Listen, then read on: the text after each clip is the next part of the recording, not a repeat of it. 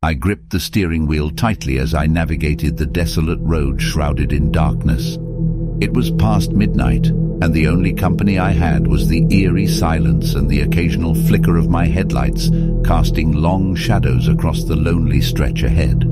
I had heard tales of this treacherous road, rumors of supernatural encounters and unexplained disappearances, but being the skeptical person that I was, I dismissed them as mere urban legends. Tonight, however, I couldn't help but feel a chill run down my spine as the weight of the stories pressed upon me. The moon was obscured by heavy clouds, plunging the surroundings into a murky abyss. Each passing mile seemed to stretch time itself, playing tricks on my mind. My eyes strained to discern any signs of life, but the road remained hauntingly deserted. As I continued my journey, a peculiar sensation engulfed me. An unsettling presence that seemed to lurk just beyond the reach of my headlights. My heart pounded in my chest, and my palms grew damp with nervous sweat. Shadows danced on the periphery, forming grotesque shapes that taunted my sanity. Out of nowhere, my headlights revealed a figure standing by the side of the road. I instinctively hit the brakes, bringing my car to a screeching halt. The figure was a woman dressed in a tattered white gown, her long hair cascading over her face, obscuring her features. Something about her sent shivers down my spine, but I couldn't look away. She stood there, motionless, her eyes fixated on me, filled with an otherworldly glow. Fear coiled within me, warning me to stay away, but an inexplicable curiosity overcame my senses. Against my better judgment, I rolled down the window, my voice quivering as I asked if she needed any help. Silence hung heavy in the air, and the wind whispered an eerie melody. Suddenly, her head snapped up, revealing a twisted smile that sent a surge of terror coursing through my veins. Her voice, cold and ethereal, pierced the night air. "You have trespassed into my domain," she hissed, her eyes piercing my very soul. "Now you shall never leave." Before I could react, a bone-chilling mist enveloped my car. Panic consumed me as I tried to start the engine, but it sputtered and died, leaving me trapped in this nightmarish realm. The mist coalesced into ghostly hands, clawing at the windows, desperate to reach me. Desperation took hold, and I fumbled for my phone, hoping for a signal. As I dialed for help, the woman's laughter echoed through the car, chilling me to the core. The phone's screen remained blank, mocking my futile attempt to escape. Time lost all meaning as the night wore on, the woman's haunting laughter echoing in my ears. Each passing moment was a torturous reminder of my impending doom. Shadows danced on the walls of my car, whispering malevolently, their sinister voices driving me to the brink of madness. In the darkest hour before dawn, the mist lifted and the woman disappeared, leaving me trembling and bewildered. The engine roared to life as if nothing had ever happened.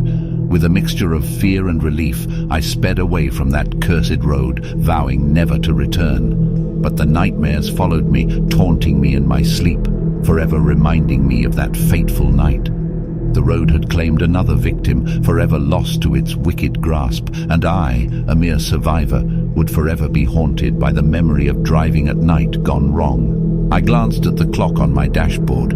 It was well past midnight, and my eyes grew heavy as I drove along the seemingly endless stretch of road. The darkness outside was suffocating, and the only company I had was the rhythmic hum of the engine and the occasional flicker of the headlights cutting through the gloom. I had always been a night owl, finding solace in the silence and solitude that the nocturnal world offered. But tonight, as I ventured deeper into the heart of the countryside, an uneasiness crept into my bones.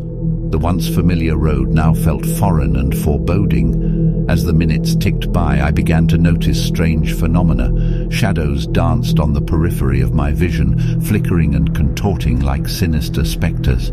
Every now and then I caught glimpses of figures standing at the side of the road, their forms obscured by the darkness. Yet as I approached, they vanished without a trace. My pulse quickened, and I gripped the steering wheel tighter, trying to shake off the mounting sense of unease. But no matter how fast I drove, the road seemed to stretch on endlessly, its destination shrouded in mystery. Suddenly, a figure materialized in my headlights, causing me to slam on the brakes.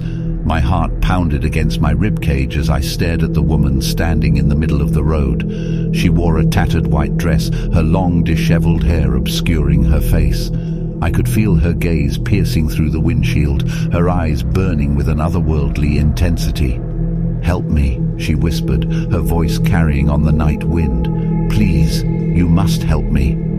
Instinctively, I reached for my phone to call for assistance, but as I looked up, the woman was gone, leaving behind an empty road and a sense of dread that gripped my very soul. The phone slipped from my trembling hands, forgotten amidst the chaos of my racing thoughts. With a trembling sigh, I forced myself to continue on my journey, though every fiber of my being screamed for me to turn back. The road twisted and turned, leading me deeper into the heart of darkness. The air grew heavy, filled with an unnatural stillness, as if the world itself was holding its breath. That's when I saw it, a flickering light in the distance, beckoning me like a moth to a flame. I approached cautiously, my curiosity overriding my fear.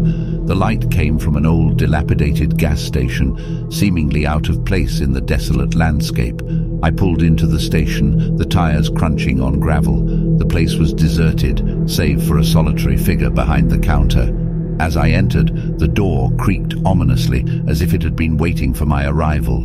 The attendant glanced up, and my blood ran cold. His eyes were empty, devoid of any emotion, and a sickly smile spread across his face. "Welcome," he murmured, his voice a haunting whisper. "You've come a long way." I stammered, trying to find my words, but they caught in my throat.